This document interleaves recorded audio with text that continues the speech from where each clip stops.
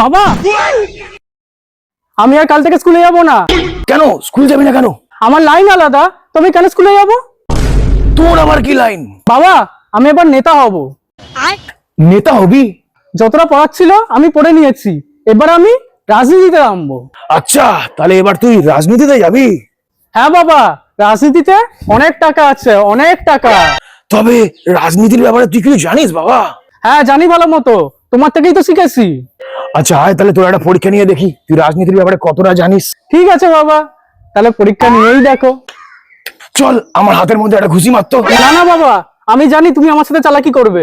এরকম কোনো ব্যাপার না, মার না তুই মার। না, তুমি আবার আমার সাথে চালাকি করবে। তুই এরকম বলতে পারলি রে? তুই আমার মনের টুকরো, তোকে ব্যথা দিলে তো আমার ব্যথা লাগবে। আরে কিছু দেখাতে চাইছি, মার না মার। ঠিক আছে, তুমি বলছো এখন, আমি মারছি। মার না বাবু মার না। ঠিক আছে, হাসা হবে না তো? আরে না না বাবা মার। তুই তো প্রথম পরীক্ষাতেই হেরে গেলি রে। কি করে? রাজনীতির প্রথম নিয়ম নিজের বাবাকে ভরসা করতে নেই। চল তোর আমি আরেকটা পরীক্ষা নিচ্ছি। আরে চল না, আয় চলে আয়। এনে বাবু বস, তোর জন্য সিট রেখেছি। না না, তুমি আবার কোনো চালাকি করবে। আরে বস, এই চেয়ারটা তো তোর জন্যই আমি এনেছি।